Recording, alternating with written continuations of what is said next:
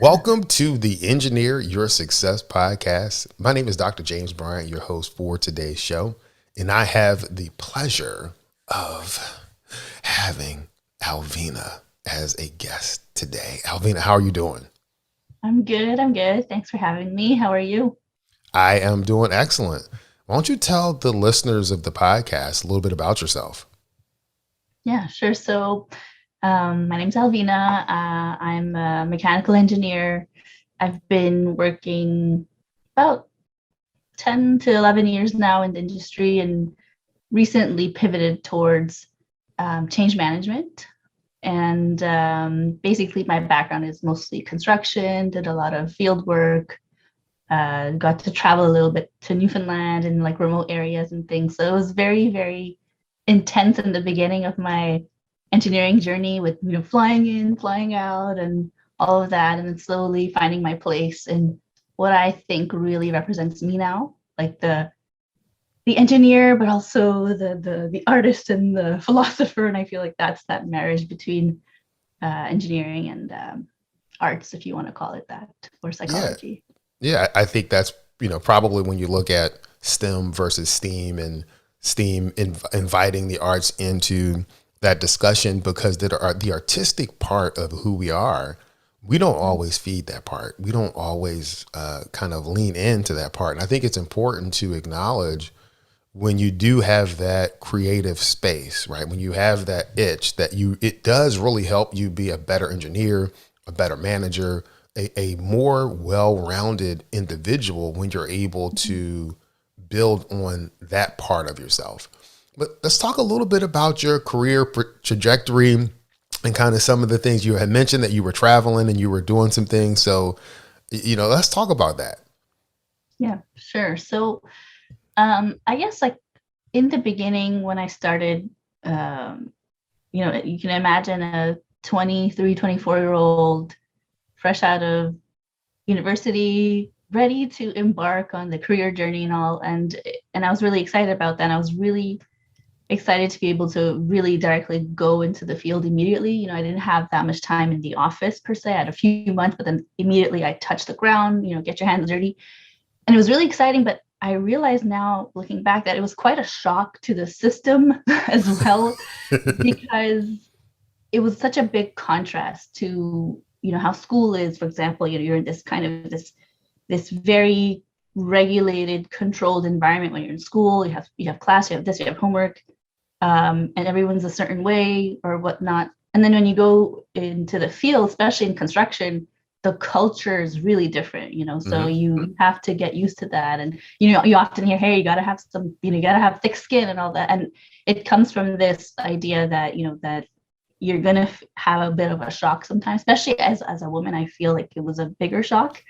um but and it played into a lot of feeling that imposter syndrome and Hmm. in the beginning. So So it's what was an example of some of the biggest culture shocks that you ran into being a woman going into the field, you're on the construction site? What were some of the things that you actually ran into? so I think it's really funny because I think when you're a woman in engineering in general, Hmm. you kind of do get prepared a little bit, because when you're in school, you're often one of the few girls anyway, right? So you Yeah. kind of were trained in a way to deal with that a little bit. So it's, yes, it is a shock, but maybe not as drastic, let's say. But so I think what I did was I really used that experience, how I dealt with things while I was in school. And sometimes it was funny because sometimes being different actually helped me, Yeah. because it was because I'm a girl. Suddenly when I entered the room, if everybody was being a bit, I guess, loud and vulgar or whatever, they would tone it down. Oh, there's a lady in the room. So sometimes it worked to um, kind of tone down the environment, and Hmm. it helped everybody in a way because it decreased the tension in the room. But Yeah. other times it could be the opposite, where that same kind of that fragility around being a woman could hinder also, because it's like, oh, can you handle this stress? Are you sure you can handle this project? Or are you sure you can handle Mm, handle this responsibility? yeah. So it's finding like that balance between where it's actually helping and where it could kind of deter in a way, but it's learning to navigate through that and learning how to leverage the good side. And So what would you say the behavioral expectations are on the construction site? Is it that type of boisterous, very direct? What were the expectations? okay, so it's interesting that you say that, because I think that when I came in, I started to feel, after a while, I started to feel like, oh, am I in the wrong place? Because of what I saw as the examples of, what the leader looked like in that environment. For me in that time, when I saw a leader, I saw usually like these tall, big guys, loud, and very, very commanding, and what I back then maybe saw as direct or assertive. And so it started to define this kind of image of, oh, I need to be that to be successful in this environment. So it started to feel a bit overwhelming and daunting, because I was like, I'm not that person. Like, I'm physically not that person also. So Yeah. how am I going to fake it till I make it? Or, because you think maybe that's what I have to do. Maybe I have to act like this, and then I'll be seen. So I think that becomes the expectation. You gotta emulate this image that you see. But over time, I realized, and I saw examples of people with colleagues, peers who were growing with me and I saw how it was like diverging in terms of how I was developing and how other people were developing, and I learned a lot from others. So like I noticed that people who were doing that thing of, oh, I gotta emulate this, it wasn't going well for them. So I was like, okay, that does not work. Yeah, it's finding that space where you can authentically be yourself and live out your experience. And I wanted to kind of mention that just because a lot of people deal with that. This is the expectation of what success looks like, and that's how I have to emulate my life. But if that is not who you authentically are, then you're going to set yourself up for failure. Now, it may take you some time to get comfortable with the uniqueness of you, but once you get there, I think it really becomes a springboard for your success. Yeah, and we often hear, especially for women, lean in. And recently, it had this epiphany, and I was like, you know what? There's a piece missing, just a little bit in that. And that kind of changes the message a little, because I think it's more about not just leaning in, but lean into yourself. Yes. So it's about, I think that is like when you kind of have like the aha moment in your head where you're like, oh yeah, like because if you just lean in, you could be leaning in to something that you're not. And I think that's where it gets really exhausting. And that's when you face things like burnout, and you're constantly feeling like this pressure on your chest, because you're just like, oh gosh, it's like going up against the grain and like just uphill constantly. Yeah. And I think that's where it kind of started to make sense to me, where the things I had seen when I was younger, I was like, oh, this is a weakness, I got to change this. So I saw myself as too soft. I was like, oh, I'm too soft for this industry, or I'm too nice, I'm too gentle, like this approach will never work. Look at these people, it's loud. But then slowly I was like, this is who I am, and I don't even know how to be like that. Even if I try, I don't know how to be that. So in that moment, it was funny, because in that mindset that like I had, I was like, well, look, I'm just gonna just see what happens. I'm young, like, let's just see. And when I gave, like, kind of gently, I still had that image, but I kind of let it go a little bit, put it on the side. And that's when I really started to feel like, oh, this is actually working, because I realized that what I was offering, what I was seeing as a weakness, was actually a really, really big strength in this environment, because there weren't enough people like that. So what I'm talking about is, I came in as someone that was like, hey, I want to collaborate, I want to learn. So it just was more magnetic naturally. Like, people just wanted to work with me. They wanted to get things done, because there was that team spirit, that synergy that was building automatically. I didn't have to force it. I didn't have to force you to do that thing. I didn't have to yell at you to do it. You did it because you thought it was fun to work with me, and you wanted to be on my team and work together. So So that's when I realized, like, oh, okay, there's another way of going around and finding your way to success. I mean, that's cool. So, one of the key success principles is that, when you are authentically yourself, that's a key to your future success. When you can lean into yourself and be who you are, then success follows. And I think that's absolutely great. So once you got to that point and you're now leaning into you and you're like, okay, this is working, what happened next? You were getting success, and what was the next step? Yeah, so then at one point, like at this time, I'm still kind of um, flying in, flying out. And then at one point, I was like, you know what?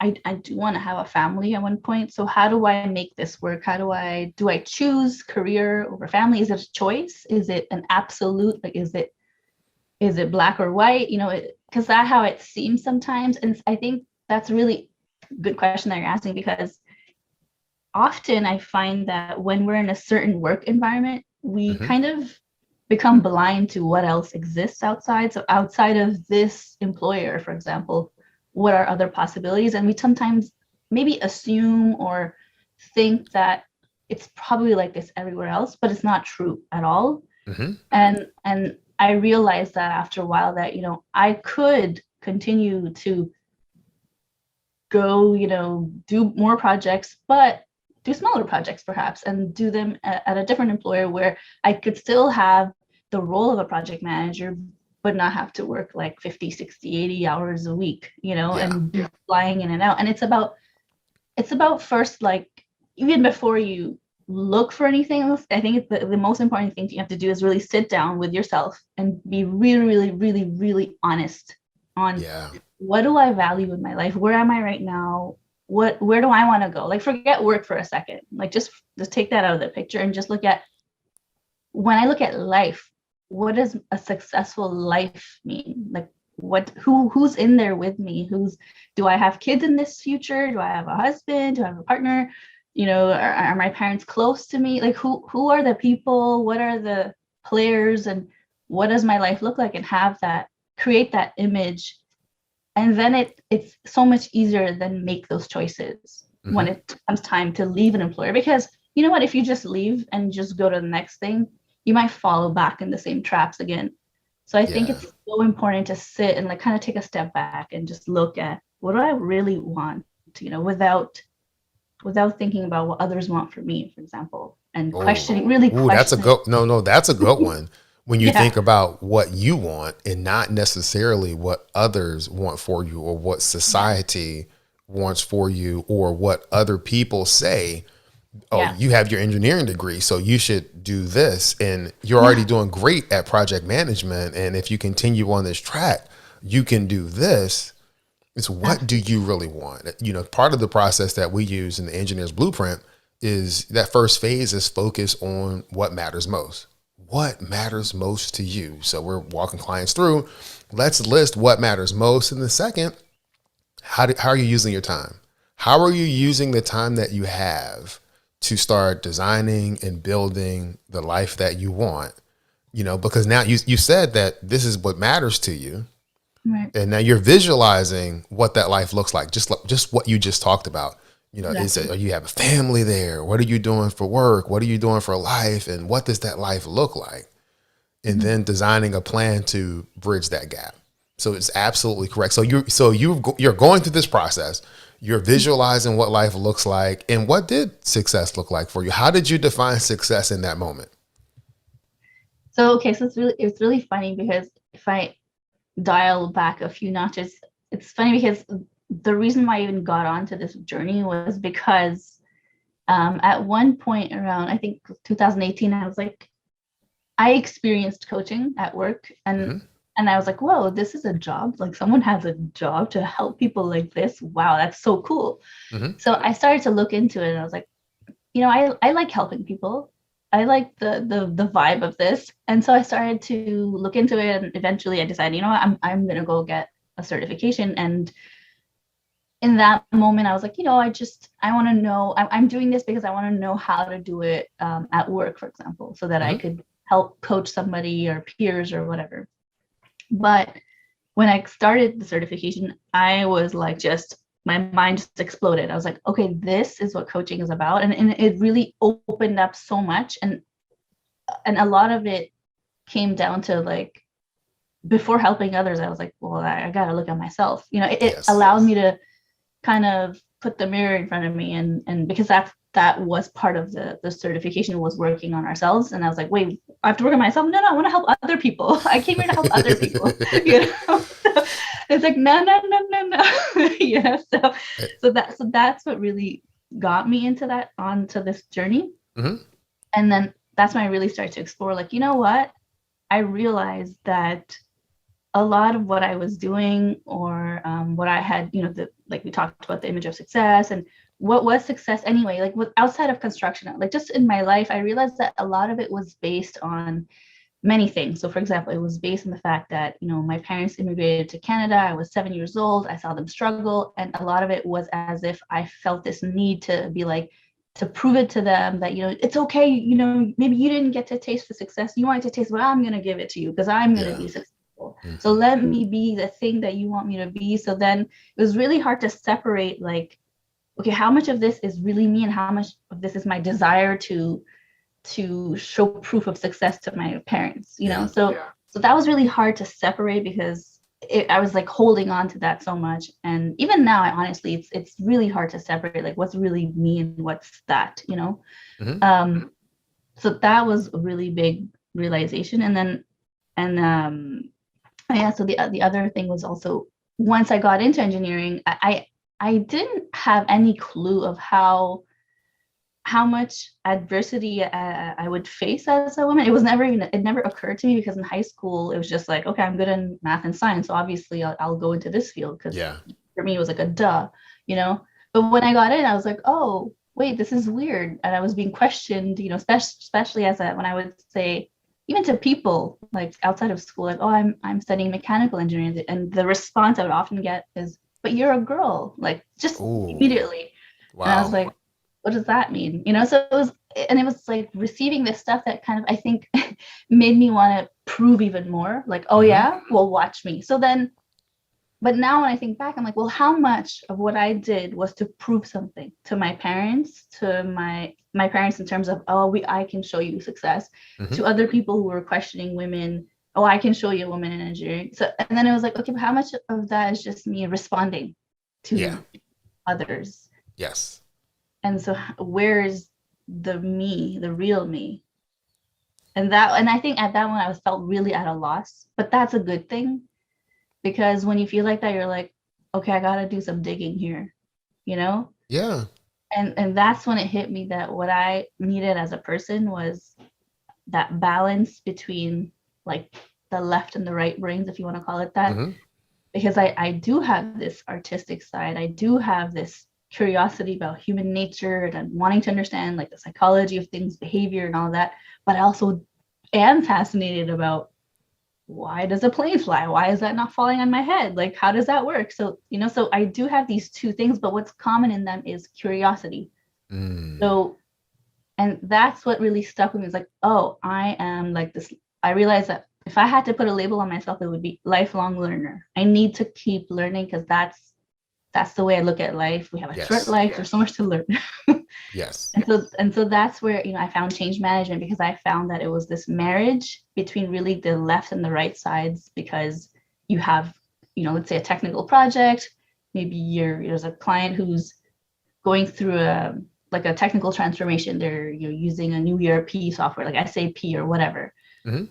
So that's a very technical thing. But as people, they are experiencing a change, a transformation. So there's a lot to look at in terms of human behavior, the impact of that, the psychology of that, you know. So it's really this marriage. And I was like, oh my gosh, this is so me. This is exactly me. It's like the marriage between the two. And so all this to say that when you get to that point where you feel that kind of that hole where you're like, wait, where am I? I realize I've been responding my whole life to society's comments and expectations. So then as soon as you ask that, it allows you to make space to answer it, you know, to answer that question. Yes. It goes along the premise of why I initially got into coaching, and even my parent company, which is Better You for You. And it's, you get to that point where you're pulling away these layers, right? And who am I doing this for? And am I doing this for my parents? Am I doing it for society? Am I doing it for others? And you begin to look at yourself in the mirror and you see yourself for who you are, not who you project to be. And you strip all of that away. Then that gives you the foundation and the curiosity to continue to build your life into how you want it to be designed. And I think that is absolutely key. I think it's great that you went on this journey of thinking, before I can help others, I need to help myself. I need to work on me so that I understand the intricacies of that. And I know what it's like to come out on the other side. I think that's absolutely fantastic. And so now you're doing change management. Are you're working for a company that's helping other companies go through the process? Tell us a little bit about what you're doing now. Yeah, so I'm working for basically a consulting firm, and what we do is, companies that are going through a transformation. It could be also organizational transformation, for example. But often right now, I feel like in this space, in the change management space, it's often usually like a ERP, like a software type of change. Okay. Mm-hmm.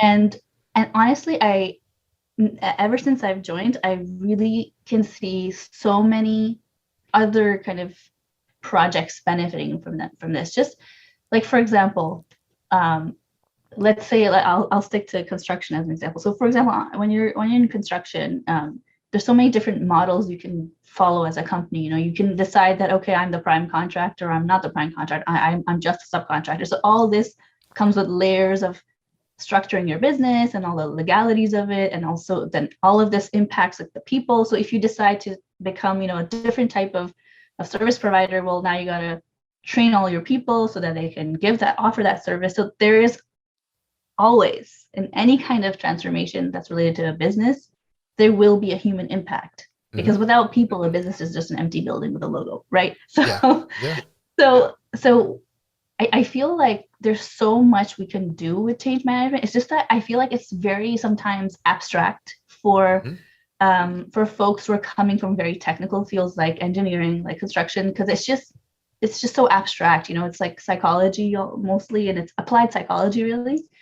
But I've been really kind of voicing this more and more to try to make that connection, because it would be so useful. Because even in an engineering company or whatever, like get to the most technical place, there's still people working there. Yes. And where there's people, there will be, the psychological impact and the human behavior that you have to look at. So there's definitely work to do there. And I think that a lot more businesses could really benefit from it if it was perhaps just, maybe it's about translating that abstract concept into more concrete concept. So like really talking about impact. Okay, so if you do this, that means this for your bottom line, or it means this has to go back to the bottom line. Yeah. So I think there's so much potential in this field right now. But like I said, right now, the main focus is really on a lot of, ERP type of projects. So, when you think of SAP or Oracle or those type of things. Yeah. So we basically help companies go through that transition of understanding, like, okay, what are the changes you're bringing in? What will be the impacts of this training? What do people need to do to learn, to go? And is there resistance? And if there is resistance, how do we manage it? How do we win people over, get them to see the what's in it for me, basically? Yeah. So it's that key, what's in it for me? Everyone's thinking that. So you have to answer it, basically. Yeah. I often say that engineers are people too, right? So, we're engineers, and you have these people in these companies. Doesn't matter what level that you are, engineers are people too. And so we have the same issues that you're talking about, and understanding how to navigate the people part of change management, the people part of what you're introducing, because it doesn't matter how good the software is. It doesn't matter how good the system is. It doesn't matter how good your business plan is. you still need people to actually execute that plan. And if you have Yeah. a people problem and you don't understand how to navigate that people problem, you are going to have issues executing your plan. Absolutely. And like, just to give like a funny example, okay, so my mom, when we like at one point, she's in that generation where we had to teach her how to use a computer, for example, Mm-hmm. right? And it was really cute. So obviously in the beginning, it was the one finger typing Yes. going on. And so just imagine, okay, so and now I'm just kind of segueing into what you said. So if I buy my mom the most intricate state of the art keyboard, let's say, that's touch and whatever lights up, it does all these amazing things, but she's still doing this with two fingers, it's not going to give you any better results. So I might have invested $1,000 in this keyboard, but the keyboard was never the issue. The issue was I never taught her how to use it properly. Mm-hmm. Mm-hmm. So like you said, if you don't respond to the needs of people and what they need to use the tool and to understand why, it's so important to do that, to share that, to be transparent. When you're going through a transformation, it's so important to win people over from the beginning, not later. It's often I find I do see it less and less, but I feel like back in the day, I have examples of when I went through as on the user side through a Mm-hmm. transformation at a company, and it wasn't necessarily shared soon enough, so it caused panic because I was like, "What? We're doing this in how long now? I don't know how to use this." So it created panic, right? I was like, "How am I going to do this? How am I going to?" So I think the key is to start sharing from the beginning in bite-sized pieces, based on what you need to know right now type of basis. And then slowly that knowledge bank increases and people's minds are getting kind of primed. You're kind of priming people for this change in a way. Yeah. And so then when the change happens, they'll also be prepared to ask the right questions, and they'll start questioning like, how does this impact me? And that will in turn help the business come up with the answers, right? So, Mm-hmm. for example, one of the things we do here is like we do workshops where we bring people in together, not big groups because you really want them to talk. So we'll go like through departments and we'll talk to different groups and say like, okay, this is a change that affects your group. Um, let's go through that. Like, how does this impact you? And like rate this impact. Is it high, medium, low? And future state, current state, what's the difference? So it really, you get people talking about it for real and Yeah. not just, oh, I'm concerned. Why are you concerned? Tell me more. So like get people to explain what's worrying them. And so then you can respond with properly built trainings that are really answering their needs, right? Yeah. You're And really guide. you're inviting them into the process Absolutely. versus putting the process on them in a sense. You're saying, hey, we're developing this. We need your help. We want your insight. Let's get in these small groups and get that interaction. And I think Yeah. that's absolutely great. So, you've covered a lot of different Yeah. tips, I think, that folks will be able to use, engineers and non-engineers will be able to use to help continue their journey towards success. And so one is, as I recall, is that you have to get to the point where you can define your success and you're not defining your success by what other people say. And Yeah. another is, really lean into you, be authentically who you are and lean into that, because what you think is may be a weakness can actually be your strength when you're authentically showing up as yourself.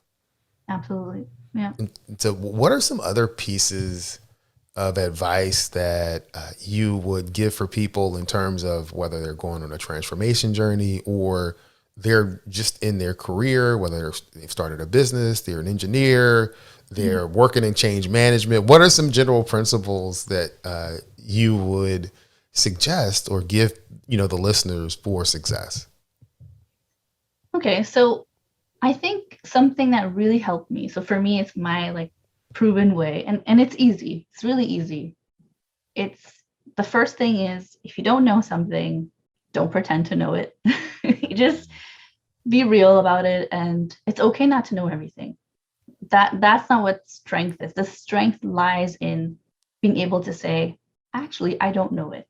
Mm-hmm. Please share. And that's actually stronger, right? Like that's a show of strength, because you're able to show other people, hey, I'm not going to disintegrate just because I admitted something, because I don't know or I messed up. Look, I am still here. I haven't spontaneously combusted because I didn't have the answer. Yeah. So I think that also speaks to, that's how you build confidence, because the more you get comfortable asking questions, what you realize is that confidence is not actually about knowing everything.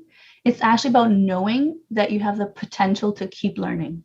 That just because you graduated in 2011 doesn't mean that your education stopped there forever. Yeah.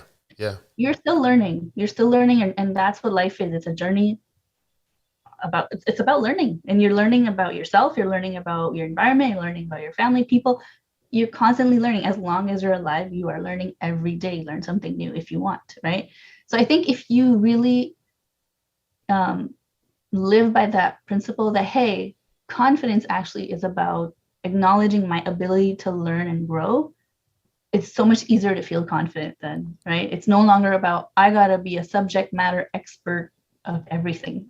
Yeah. That's not what it is. And I think that's also the difference between if you want to be a leader versus if you want to be a subject matter expert. That's fine as well. If you want to specialize in something, go for it. You will be, you will get that title. You will be the SME, and people will come to you for that specific topic. And that's awesome. We need SMEs. But if you are someone who is like, no, I want to go into leadership, well, you have to let go of the idea that you also need to be SME, because you can't. It's impossible. Yeah.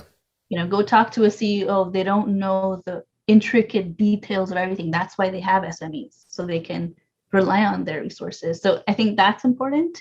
And also I would say that something that I really think is important to think about, whether you're talking about a transformation on an individual level, so like growing in some way or learning or whatever it is, or if you're talking about an organization, it's really the PROSCI principle of ADKAR, so the ADKAR. So I think the ADKAR principle really can fit like just on an individual basis, but it's designed for an organizational change, but it does make sense when you use it for yourself. So if you want to change something, you have to make sure that you're able to respond to the ADKAR.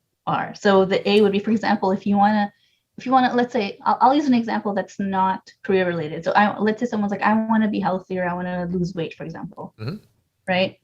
So the A would be the awareness of, what is the change I'm looking for? Oh, I want to lose weight, but why? Why do you want to do it? What will this bring? What's the benefit of it? Then you started bringing depth into it. And when you do that, it motivates you. Because if you're just saying at the beginning of the year, I want to lose weight, but without any depth, how easy it is to be like, not today, the treadmill doesn't look good to me. But if you start attaching the why I want to do this, what will it do? What will it bring? What will it bring into my life? How will it make me better or whatever? And then you realize that it was not about losing weight, perhaps. It was about feeling something. It was about having the energy to spend, time with my kids when they come after school and playing with them, or having the energy to do, it's usually about having the energy, or maybe it's about, self-confidence. There's other reasons, but there's something deeper that's making you say, I want to lose weight. So the A helps you do that, the awareness piece.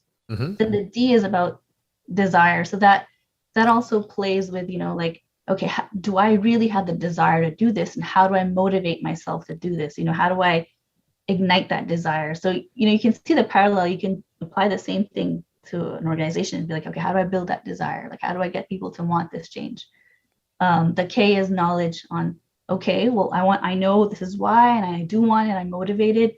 Now, knowledge, how do I do it? What do I need to know to do this? Do I know how to do it? Do I know how to get healthier? Do I know how to cook healthy meals? Do I need to learn something? And then the A is ability right after K. And the thing about here, it can be kind of tricky because knowledge and ability sometimes get confused. It's like, oh, well, you got trained in this, so now you should be able to do it. All right, I know how to do it. But ability also looks at my resources. Yes. Do I have the time to do it? That is also ability, right? Do I have the time to do what I'm saying? Can I know the concept in my head, but physically, can I execute it? Right? Can I lift 100-pound weight? No. Maybe, okay, so what can I do? Maybe I can start with 5. So it's like, Knowledge Yeah. and ability, that's the difference about what can I actually do in terms of my resources. And then the R at the end is reinforcement. So, okay, how do I reinforce this behavior? So do I reward people or myself, depending on whatever the project is? So it's like, how do I reinforce this behavior? How do I encourage myself to keep doing this? So that's why I love how this simple acronym can really be translated for different contexts. I just gave you a very, very personal life, type of context, but it can be used for career goals. It can be used for larger macro, like organizational goals. So it's really, really simple. And that's Yes. what makes it powerful, because you can apply it to any context. So Yes. Wow. That is amazing. Avina, I want to thank you for joining the podcast. I want to thank you for just dropping lots and lots of value to our podcast listeners. I've really appreciated this conversation and the previous conversation that we've had. I think you're absolutely just a wonderful human being, a great engineer. I try. Yeah, and I can tell through our conversations that you're really passionate about helping people and companies transform. If the podcast listeners want to follow up or get in contact with you, what's the best way for them to reach out to you? Yeah, sure. So they can look me up on LinkedIn, Alvina Nadeem, or they could follow me on Instagram. It's at Coach Alvina, if that's the simplest to remember. So there's also that. Okay. And what we'll do is we'll include links to that as both of those social media. We'll include that in the show notes. We'll also include just a brief bio so you can get to know Alvina a little bit more and come to get a glimpse of the person that I've been getting to know and to enjoy. And I'm going to close the podcast like I always do, is that many people know what to do and fewer people know how to do it. And there's a select group of people that actually do it. I mean, they go out and they're living the life of their dreams. And Alvina, I want to thank you because you are part of that select few. And it's been wonderful having this conversation with you. Oh, thank you so much. It was an honor. Thank you. I had a blast. All right.